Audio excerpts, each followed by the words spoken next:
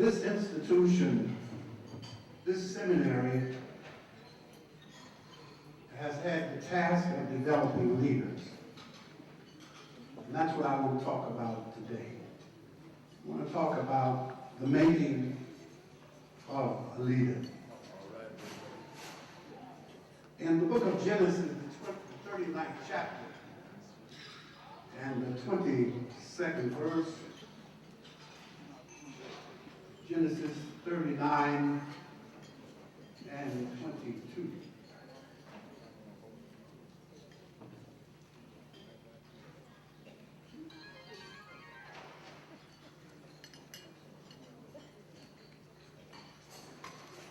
The keeper of the prison committed to Joseph's hand all the prisoners that were in the prison, and whatsoever they did, he was the doer of it.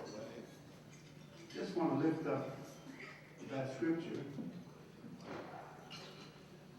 And I want to share with us, I want you to think with me about leadership. There is a critical need today for good leaders. Someone has said that 90% of progress is initiated through leadership. And the task of developing leadership is the most important involvement. First of all, God expects his leaders to raise the standard. Leaders must lead from established standards and values. Regardless of what people do, leaders must model and be a pattern of what is right. And today, we need more good leaders. The higher the leader grows, the deeper his character must develop. The larger the outward privilege, the larger the inward character must be. We have a lot of talented people today, but what is needed is more than talent, we need character.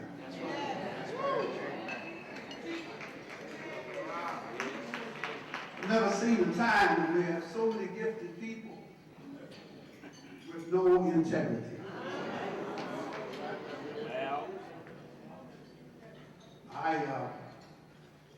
As a bishop, I have thoughts as a middle manager, because that's what a bishop is, a middle manager. Bishop doesn't lead, does not pastor the churches for the people, for the pastors. He is a resource person for the bishop, for the pastors. And I had a situation in which a young pastor asked me some years ago to guarantee the loan for his purchase of a church. And I did that. And a few days ago, he called me and said he was going to change jurisdictions. And so I said, well, if you change the jurisdictions, I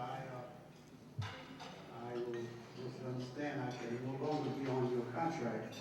And so he said, all right. I was in Rochester, New York with the presiding Bishop Blake, and my cell phone rang, and the young man called me and said, I need a favor. I said, what is that? He said, I'm restructuring my loan, and I need you to co-sign for me.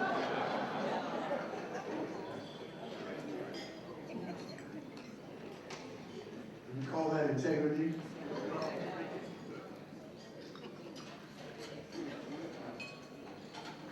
Joseph, as depicted in this beautiful narrative, was a born leader.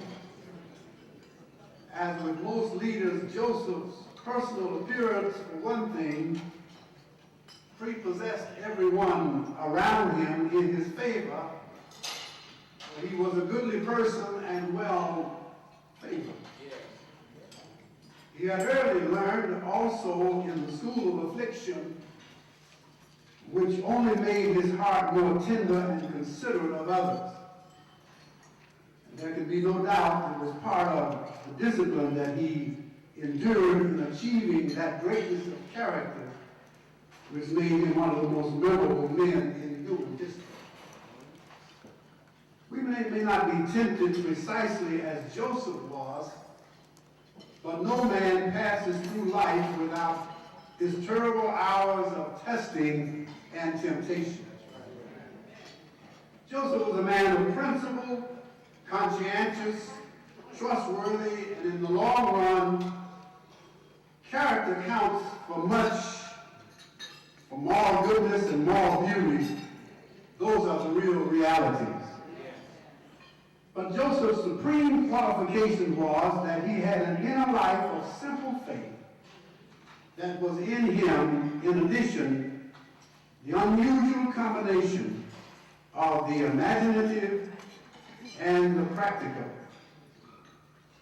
The young man who dreamed dreams and saw visions, and it's interesting that Joseph's father made for him a coat of many colors. It's amazing how Joseph's apparel got him in trouble on two different occasions. First, the coat that his father made, that his brethren envied and was jealous of him. And then later on, in Potiphar's house, she used his coat when he ran out of it as evidence against him. So we can't always put a lot of emphasis on the clothing we wear. We are more than what we wear. I said on Sunday to the church, if indeed our occupation may be that of engineer or medical doctor, whatever that is, we are more than what we do. We are who we are in spite of what we do. And what you are essentially is the character that you are and the values that you embody. The born leader of men must have some of both qualities, the power of the dreamer, of appealing to sentiment and creating enthusiasm, and at the same time, he must prove his capacity and create confidence in his practical wisdom. Joseph showed that he possessed both of these qualities in all the various situations in which he was placed. The young slave who rose to be overseer of the house of his master, when he was to be a prisoner, impressed all those of his character with his capacity.